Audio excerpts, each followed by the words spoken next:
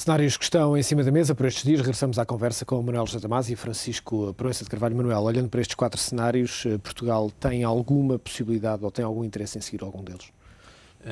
Depende do que vier a acontecer com a Grécia. Eu acho que neste momento, neste contexto particular, temos aqui dois pesos importantes. O que é que vai acontecer com a Grécia? E a situação social na Grécia neste momento é bastante complexa. Aliás, houve hoje um pormenor super caricato, que foi o governo grego só teve de emitir 2 comunicados porque aparentemente não tinha lido corretamente a primeira comunicação do Eurostat sobre o déficit da Grécia, o que também nos diz alguma coisa sobre um clima um pouco caótico que se vive na Grécia, nomeadamente por uma dificuldade muito particular que tem a ver com a questão fiscal. O Estado grego tem neste momento enormes dificuldades em cobrar impostos, e se não conseguir cobrar impostos não vai obviamente conseguir pagar, e se não conseguir pagar vai ter de reestruturar a dívida.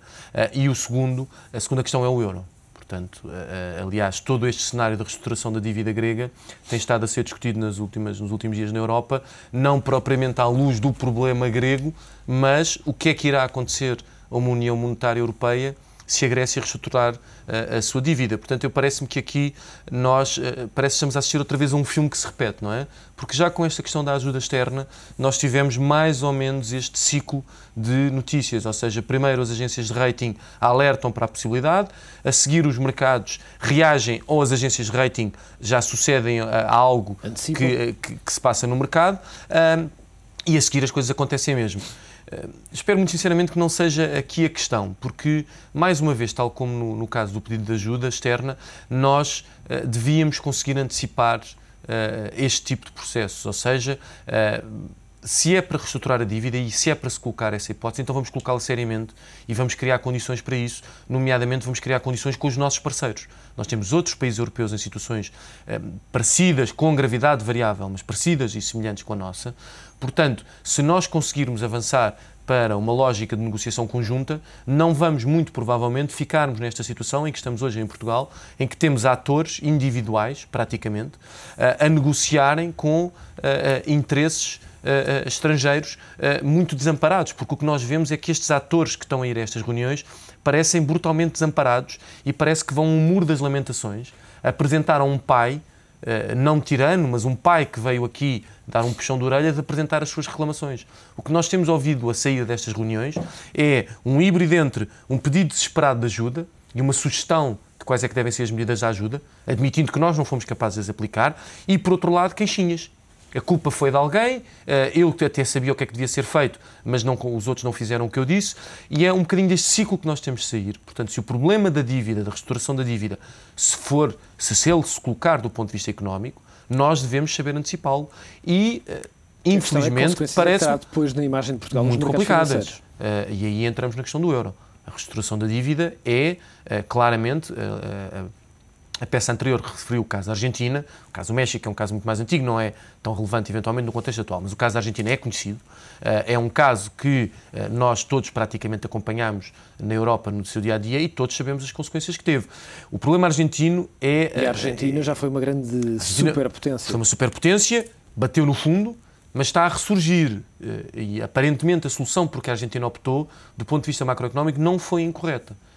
Portanto, nós temos de colocar... Mas também sabemos os anos que demorou a Argentina os anos que demorou e sabemos o que isso trouxe ao orgulho argentino, não é? Basta ver aquela estranha relação entre a Argentina e o Brasil e ver a postura que o argentino tinha no Brasil na década de 90 e ver a postura que o argentino tem no Brasil hoje e percebemos o que isto fez à Argentina, embora, obviamente, a história da Argentina é cheia de uma sucessão de erros quase anedóticos ao longo de todo esse período, mas...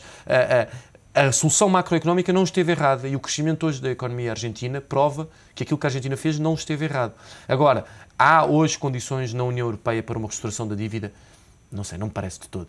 Não me parece que, por exemplo, o caso da Grécia, ou então sai do euro. E aqui é este confronto que é o mais arriscado de tudo. Nós estamos muito próximos de uma situação muito particular e, sobretudo, ia utilizar a palavra perigosa, mas não é perigosa, de uma situação extraordinariamente cheia de possibilidades. Em pouco tempo, muita coisa pode mudar. Em pouco tempo, muita coisa pode mudar e, aparentemente, toda a gente sabe, todos nós sabemos mais ou menos o que é que nos trouxe aqui. quais é que foram os erros. A questão é saber como é que vamos sair deles. A questão é saber como é que vamos sair deles e como é que nos conseguimos entender, e eu aqui, conseguimos entender, não estou de forma nenhuma a querer alimentar uma ideia de que se devem fabricar falsos consensos, porque eu não me parece de todo que a solução para um problema deste género saia de falsos consensos ou de uma espécie de lógica coletiva de salvação. Claramente o problema tem de sair de uma capacidade de tomar decisão. E esse exercício da capacidade de tomar decisão é, infelizmente, o que nós não temos visto no exercício político em Portugal. Mas também não temos visto do exercício político na Europa. E já agora acrescento aqui uma frase... Temos é ter menos exercício político, então. Lanço para a conversa uma declaração feita há pouco por Olli Rehn, que diz que não há alternativas caso a Finlândia rejeite a ajuda a Portugal. E, portanto, é mais neste um sinal desta incapacidade da União Europeia de se organizar. A União Europeia não se consegue organizar. Por um lado, sabe aparentemente que é crucial para o seu futuro o que venha a acontecer com estes países. Por outro lado, tem uma política, nomeadamente alemã, obcecada com o problema da inflação, que só vai fazer estes países, e aqui estou a incluir a Espanha, mergulharem numa depressão económica ainda maior ao longo dos próximos anos, se nós continuarmos com esta evolução das taxas de juros que temos estado a assistir. E, por outro lado, não se consegue organizar para garantir um mecanismo de subsistência daquilo que é o seu próprio modelo, que é um modelo, não um modelo federal, mas pelo menos um modelo que caminha para um federalismo, nomeadamente nas grandes políticas, nas políticas fiscais e nas políticas monetárias. Se a União Europeia não se consegue organizar desse ponto de vista, então claramente a União Europeia tem de se repensar e tem de perceber que direção é que quer seguir. A questão é se neste momento há líderes para repensarem essa União Europeia, com força. Francisco. Essa é uma questão essencial neste momento. Antes de mais, temos de ter calma. Quer dizer, nós nem sequer negociámos ainda a ajuda externa, já estamos, de facto, a falar da reestruturação da dívida, depois não negociámos a reestruturação da dívida. Mas isto é uma tensão também dos mercados que todos os dias impõem, de facto, novas questões. Vivemos num bocado na era da informação dos mercados, também... Mas os políticos não conseguem ser proativos em relação àquilo que os mercados... Há um ritmo diferente entre os mercados e a reação política. Mudou, não é? O mundo, como se costuma dizer, mudou, não é?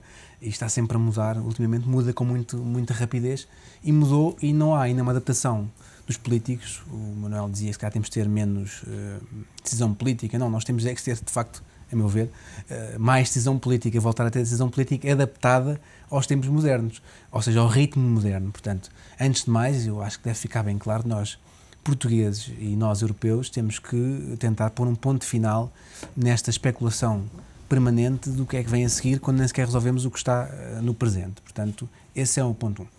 Depois, obviamente que não seria bastante, do ponto de vista, pelo menos do ponto de vista teórico, não? No mundo de hoje, parece-me que seria uma derrota total. Quer dizer, se esta intervenção externa é uma derrota quase total, uma reestruturação da dívida, uma posterior saída do euro, a derrota total do projeto europeu e consequentemente, Portugal. Portanto, não me parece que seja de facto um movimento positivo. Mas, convém relembrar